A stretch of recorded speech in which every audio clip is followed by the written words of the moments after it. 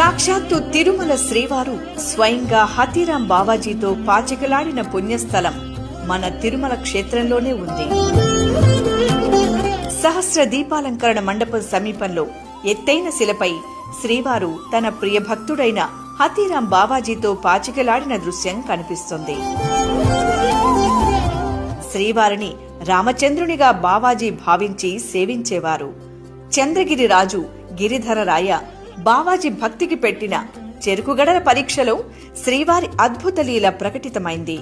ఏనుగు రూపంలో స్వామివారు అన్ని చెరుకుగడలను రాత్రికి రాత్రే ఆరగించారు.